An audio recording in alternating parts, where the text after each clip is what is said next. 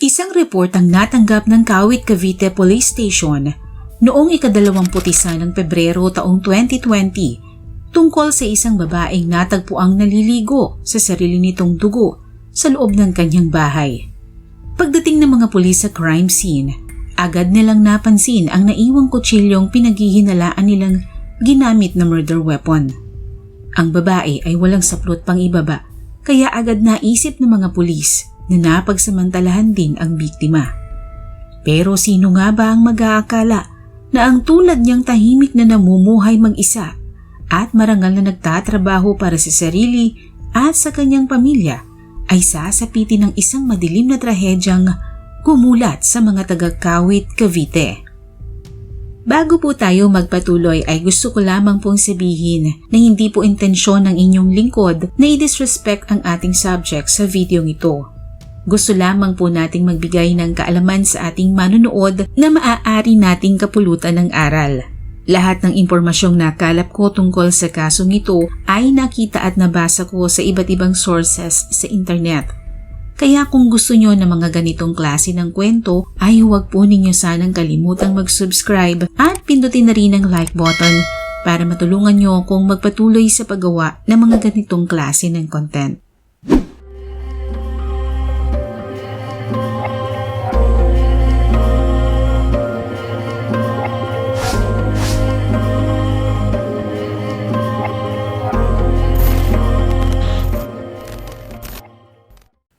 Literal na makulay ang buhay ng 29 anyos na dalagang si Sarah Kay Mindo.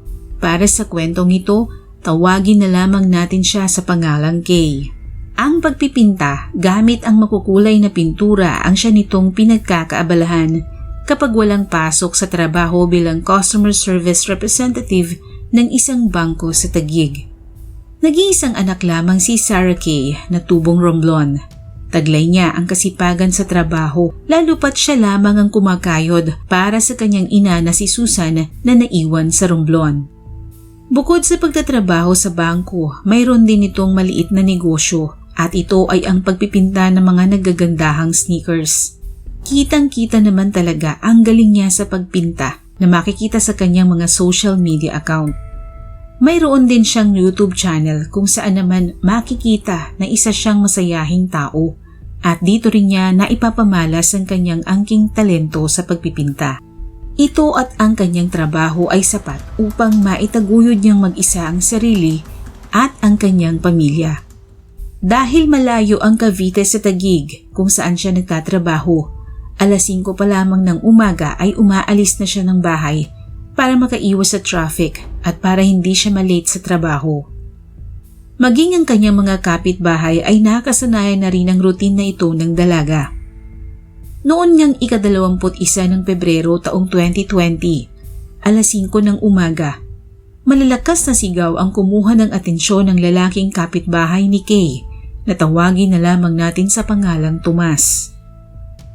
Ang mga sigaw ay tila ba humihingi ito ng tulong at pagkuway nawala rin ito pagkalipas ng ilang sandali. Alas 8 ng umaga sa parehong araw, nabanggit ni Tomas kay Divine, kanyang asawa, na parang nadinig niya si Kay na humihingi ng tulong bandang alas 5 ng umaga. Hindi naman makapaniwala si Divine dahil nakasanayan na nilang umaalis si Kay ng bahay ng ganoong oras. Subalit ayon kay Tomas, pagkatapos niyang madinig ang mga sigaw ni Kay ay hindi na niya ito nakitang lumabas para pumasok sa trabaho. Dahil labis na silang nag-aalala, tinungo na nila ang bahay ni Kay sa likurang bahagi nito at doon nga nila natagpuan ang dalaga na nakahandusay sa sahig. Agad silang tumawag ng pulis para humingi ng tulong. Mabilis din namang rumesponde ang mga pulis sa crime scene at doon nga ay natagpuan nila ang duguang biktima habang ito ay nakahandusay ng patagilid sa sahig at wala na itong buhay.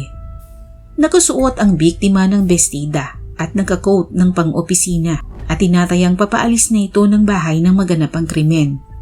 May ibang source kasi na nagsasabing wala na itong suot pang ibaba, pero ayon sa iba pang source ay maayos na nakasuot pa rin ang pang ibaba nitong saplot. Anyway, doon sa crime scene pa rin ay natagpuan ng mga pulis ang isang kutsilyo na pinaghihinalaan nila na ginamit na murder weapon sa biktima. At base pa rin sa kanilang investigasyon, alas 5 ng umaga naganap ang krimen, kaparehong oras na binanggit ni Tomas na nadinig niyang sumisigaw si Kay at humihingi ng tulong. Sa tansya ng mga pulis, maaaring hinintay ng suspect ang oras ng pag-alis ng biktima at hinintay nitong buksan nito ang pintuan. At nang buksan na nga ng biktima ang pinto, ay maaaring isinalya siya ng suspect papasok ng bahay at saka doon nga ginawa ang karumal-dumal na pagpaslang sa dalaga. Napansin din ng mga investigador na hindi naman nawala ang pera ng biktima pero wala doon ang wallet nito na maaaring tinangay din ng suspect. Sa pagsusuring ginawa sa katawan nito, lumabas na nagtamo ito ng 20 sugat na dulot ng kutsilyo sa iba't ibang bahagi ng kanyang katawan na siya nitong ikinasawi. Malaki rin ang posibilidad ayon pa rin sa mga investigador na ginalaw ang biktima bago ito tuluyang iniligpit.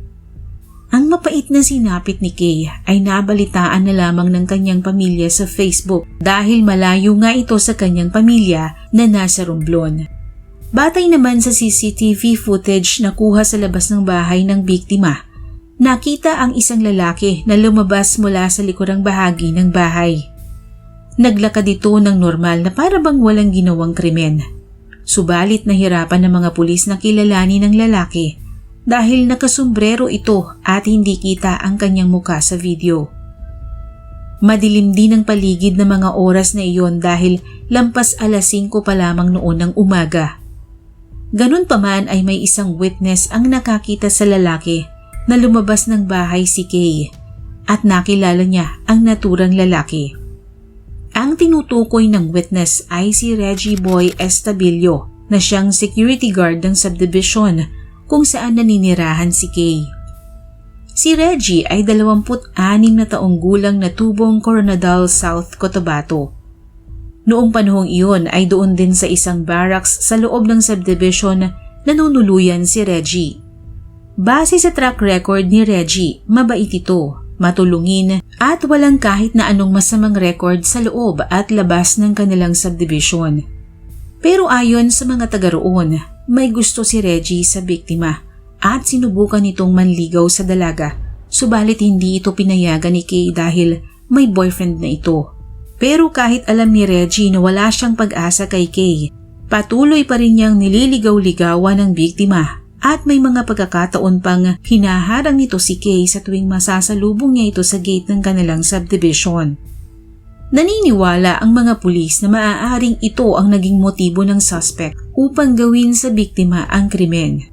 Maaaring dahil sa pagtanggi o pagbasted ni Kay kay Reggie ay ikinasama nito ng loob kaya niya pinaghigantihan ang biktima.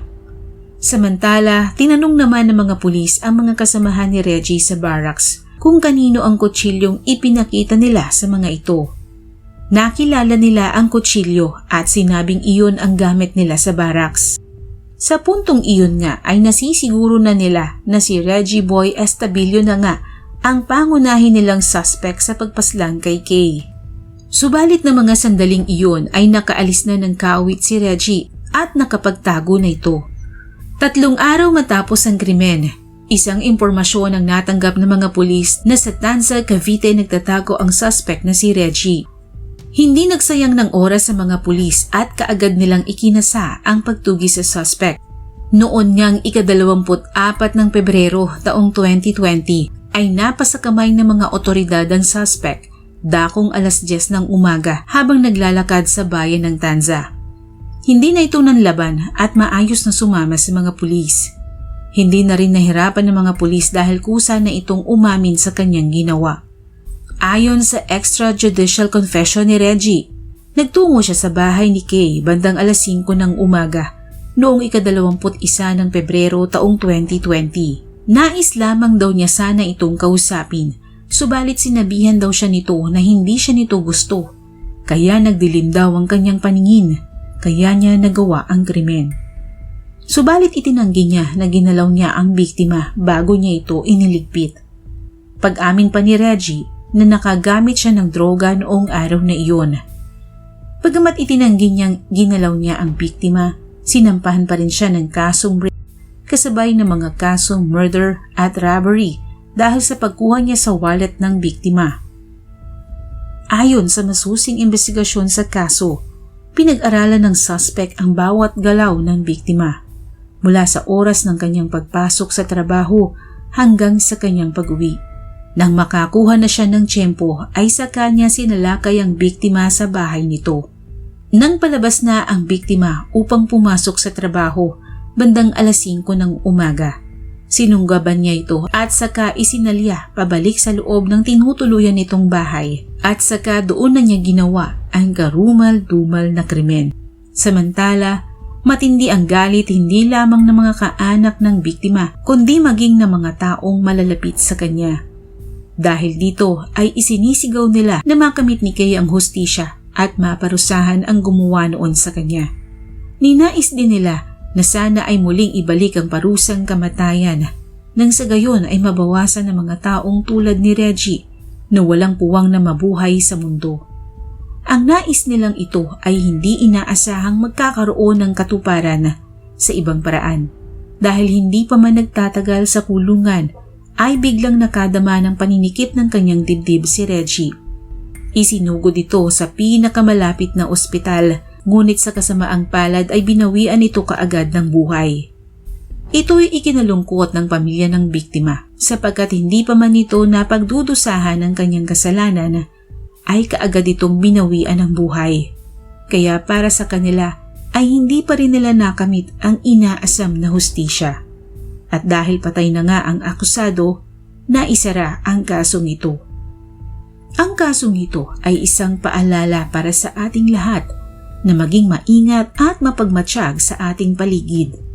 Huwag magtiwala sa kahit na sino at maging alerto sa lahat ng oras dahil hindi natin alam kung kailan sila muling sasalakay para sa susunod nilang biktima. Maraming salamat po sa panunood at hanggang sa muli.